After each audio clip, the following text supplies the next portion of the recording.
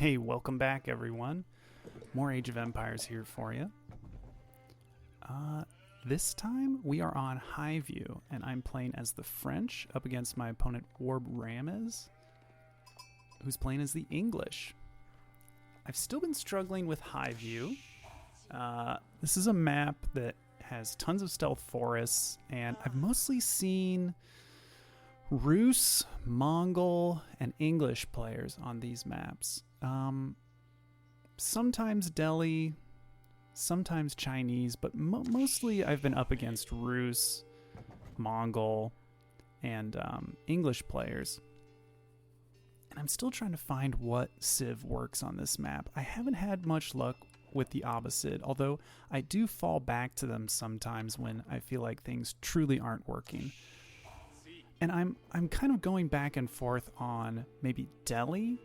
The Delhi Sultanate is good here, or maybe the French. So I'm trying out French here, and I like the matchup.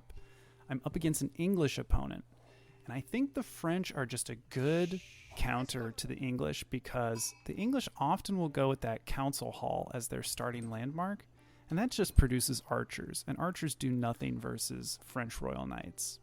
So really, I'm going to force my opponent to go barracks and make spearmen, and I'll be dictating kind of the pace of the game.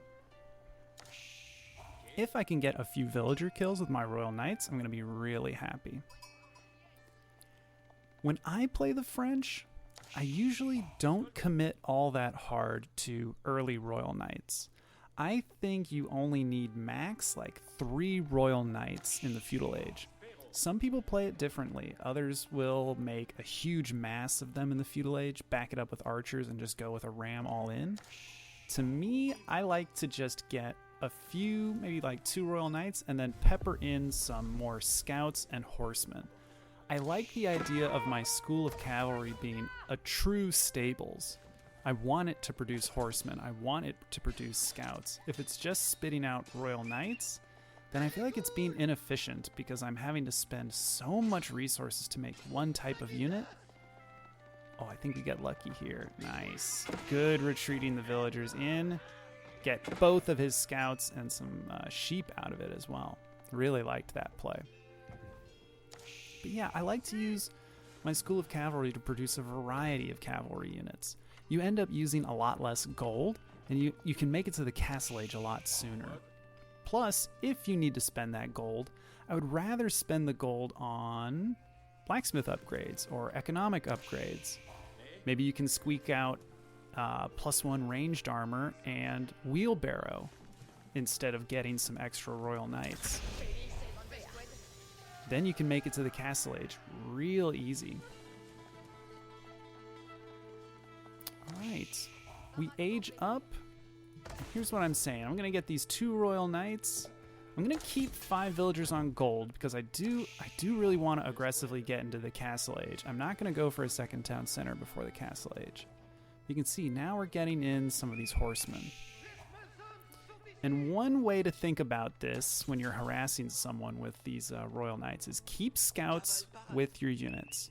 Scouts will help you identify opportunities, and opportunities are rare. So you've got to look for them when you can get them. And look for when you can get that lance charge, because it reduces them to half health, below half. So that's really good. You also want to pay attention to when your opponent might get the textiles upgrade, which will give their villagers more health.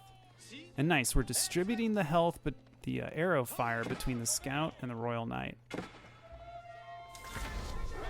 Okay, opponent makes it to the Feudal Age, but needs to get down. Okay, has a barracks actually. A scout on the other side is identifying his farmlands. This corner villager here is pretty exposed. We're hoping to do something there. He's coming forward with his villagers again. I don't know about that. We're going to charge them. Unfortunately, we hit the front villager, but we get the kill. Would love to get another hit. Perfect. We're going to back off. That's a lot of archers. This Royal Knight, his job's probably done. He's way too hurt. He needs to go. But I sent another Royal Knight the long way around, and it looks like we're going to get another kill, and then we back off. Sometimes at this point, I just take what I've got, but At this point, I felt like, okay, I got 3 villagers, 2 of his scouts. I'm definitely in the lead, but why not let's stick around? I bet I could come up with another harassment strategy, because I've still got a pretty healthy Royal Knight. I bet we could try to snipe another villager or 2. This guy's done. These scouts are fine. We're getting up our archery range. Actually, 2 archery ranges, because if he continues to make spearmen, then we're going to need archers to deal with it. And like I said, keeping scouts with your Royal Knights are a good idea. And look at this. The scout is going to identify the 2 spearmen. I'm going to use this horseman to draw the spearmen over into his fields. So look at that. He's coming with the spearmen. We try to run. We're not going to make it, but while he was distracted, free villager kill. And we're just going to run for it. 4 villagers, 2 misdirected scouts. We've got a lot of bodies piled up on our side right now. It feels good. We've got 4 villager kills. We've got 2 of his scouts. And look at this. We get a good shot of his army before we're able to completely retreat. 6 spearmen, 7 longbowmen. I could maybe take that with these units, but I realize, okay, let's keep producing archers. Let's not fall behind and lose to a ram push from my opponent. And with 2 very injured Royal Knights, not sure if chivalry's worth it, but we're gonna get the upgrade. I think they're planning on increasing the price of chivalry in the future. I think I saw that in an update. Or it might have already been increased. I'm not sure.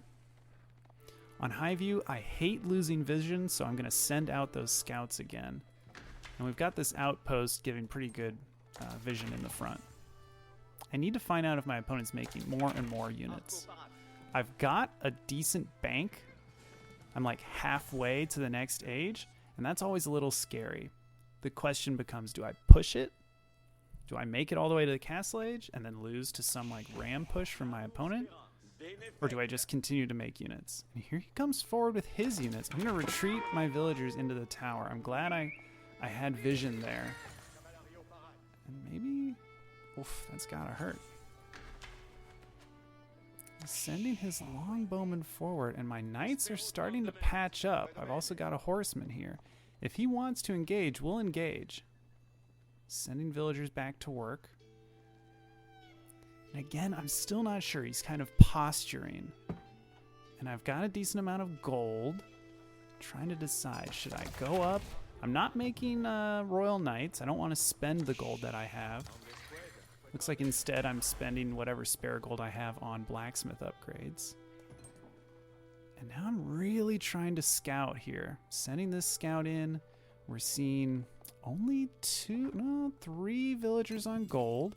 He hasn't been going too hard into gold. Seeing more villagers on wood here. This is a little... Oh, and now he's got more going on gold. This makes me think he's aiming for the 3rd age. So I'm thinking maybe I should just focus on food. And so I put down this outpost and this mill near this kind of double deer camp. Look at all these deer. Oh, don't want to lose my scout here. Probably will. Yeah. I need vision of his entire army. I want to see his infantry ball. I want to see all of his spearmen and all of his longbowmen gathered in one place. He was smart to only send a few longbowmen to kill my scout. That's the sign of a good player, when they don't want to reveal their entire army. But this, putting all your units at the front of your base, that I don't recommend. I just got a little glimpse of that. I think if my scout came around and over here, we'd be able to see his army. And it's a decently sized army. Sending in my cavalry into his wood line to see if I can get a response from him. But he's only going to send a few spearmen over, and that's the smart move. But this is when I really want to see... Now I get the full vision of the army. 14 infantry, 17 longbowmen. Oof, that's a decent army, but I'm not not too intimidated by it. If I brought all these forces home and met up with these archers, I feel like we'd have a pretty even trade. I don't think he'd have enough troops in the end to really hurt me. So I'm kind of doing a mix. I'm going to put down some walls. I'm going to start rallying more and more villagers over to this food, because we really need that food. And I'm gathering up some stone as well. Yeah, it looks like my berries are running out here, so we're going to send more villagers over to this deer hunt. I mean, these deer are so convenient. I'm so glad they're here. Having a nearby food source for the French is vital. I would have probably put some towers down here and tried to secure these berries. But this deer hunt is just so good. And it looks like... yeah, we even put some arrow slits on this outpost. So it's taking longer than I expected to make it to the Castle Age, because mostly I'm seeing a pretty large standing army from my opponent. Yeah, now he's even getting some horsemen as well. I'm trying to find his army. I don't want to just have his whole army suddenly descend upon my deer hunt here. I mean, I'm glad I got the outpost. That's at least giving me vision. So I'm just going to send a small force out. If he's not going to do anything, I'll do a little bit. But then suddenly his army appears on the side of my base. But I think he realized he bit off more than he could chew. Because yeah, he maybe got 1 or 2 villagers there, but now we're trading fire. And as long as my archers are fighting, I'm going to keep my cavalry back. I just don't want them engaging on his spearmen. And we're still getting shots from our town center. Like, he has to start retreating. We've got him beat on upgrades. Notice he doesn't have any, whereas we've got +1 attack for our cavalry. We've got all the +1s for our archers. We're even going to chase his longbowmen home, because these royal knights and horsemen are getting such good kills. But here, this is bad. His spearmen are finally engaging with my cavalry. Look how fast they fall. I have to back them off. He's even got his own cavalry attacking my archers. But on the back end, my archers did score a few kills. That little group that I sent kind of through the forest this way. Looks like they got a handful of villager kills. I think that was a really fortunate trade for me, so I'm just going to head up to the Castle Age. I'm floating some wood, but I end up spending it on a second town center. Really nice to have a second town center finish right when you make it up to the Castle Age, because you're going to be producing villagers so quickly. And I also decide, I think I'm going to win this game with really good upgrades. If I can make a big 2-2 Castle Age army with all these upgrades, I don't think my opponent's going to be able to do anything. Great scout here, getting to see his entire army. Still no upgrades on his units. We might just win because we have more elite units. As for military production, it looks like I'm getting 2 barracks, 3 archery ranges, and then of course my school of cavalry, which produces pretty quickly.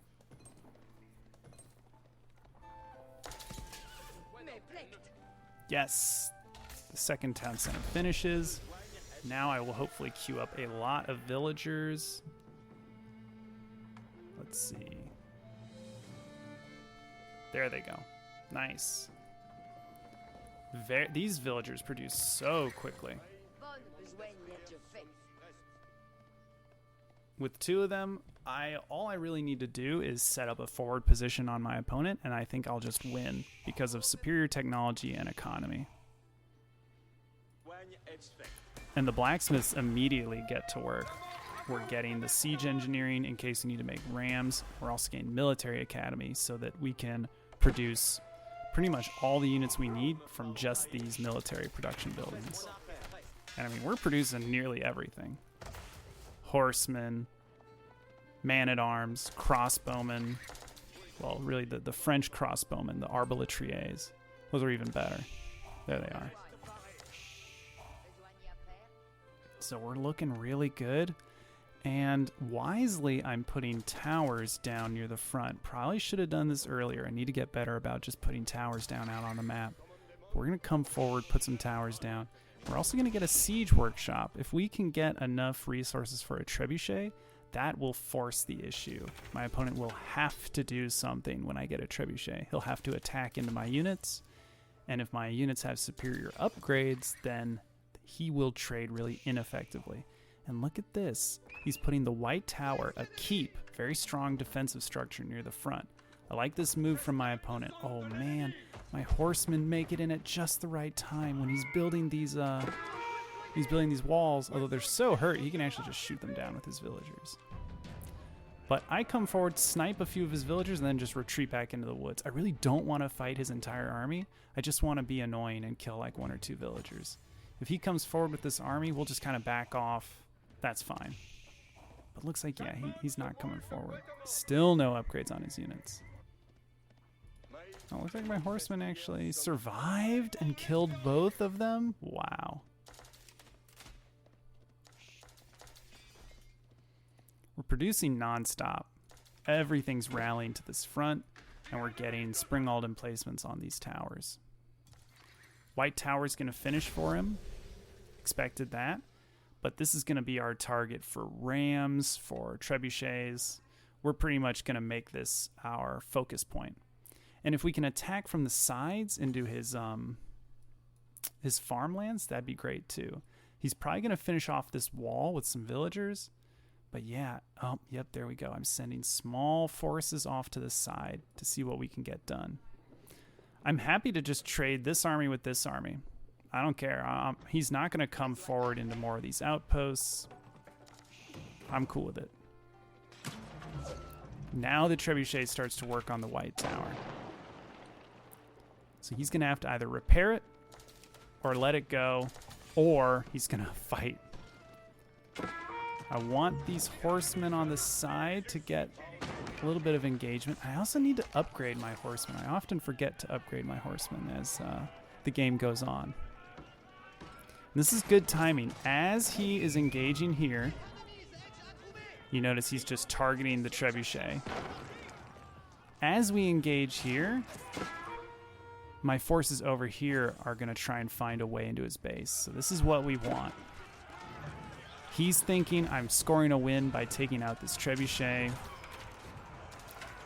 We're trading armies, although these horsemen engaging on his longbowmen here in the back, this is really good. They are taking fire from the white tower, which is painful, though every attack against these longbowmen is doing a lot of damage.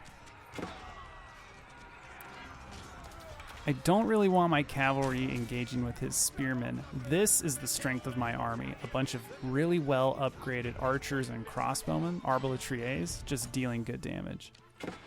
We find a chop through. It looks like he accidentally chopped some trees down over here, and my units are streaming in.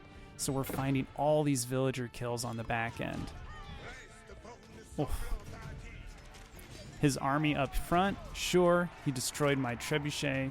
Kind of puts a stop to my attack on the white tower. But we can produce another trebuchet. That's fine. Look at all the villagers. So many villager kills, and now we're moving on to the farmlands. Wow. This attack ended up being incredibly beneficial for me. I'm even going to put a battering ram down and send more forces to the side. It seems like this is where I can make a lot of wins. Up front, we're just kind of waiting on another trebuchet. We're going to need a lot of wood to make it. And I'm also trying to mix in spring-alds, because spring-alds are how I will lose the siege war. On the sides, we're securing more territory for us. We've got a stone wall up here. We could probably stone wall across here, or put a keep down near the central sacred site. Would love to see a monk come out and grab this. Oh, there you go. Monk's going to grab this relic and then capture the sacred site. We should probably also capture this sacred site, because there's no way in hell he's going to take this away from us. This outpost, yeah, we could probably put a spring-ald placement on there too. Income is likely very bad for my opponent. Look at that. We've killed so many villagers. I think this game is over. We're building battering rams. We're just going to send these in. Take out the white tower. He's trying to counterattack with some knights, but I don't think it's going to do much. And this felt really good. He sends his army this way, and I'm just going to retreat my army into the stealth forest. He has to send his villagers forward to kill the ram. And now that they've ran into the stealth forest, I'll just give them a really long run around and then just send them right back in. We'll deal with this knight here killing my villagers, but I'll send that infantry force in again. He thought he chased them off, but no, we're actually just going to keep engaging.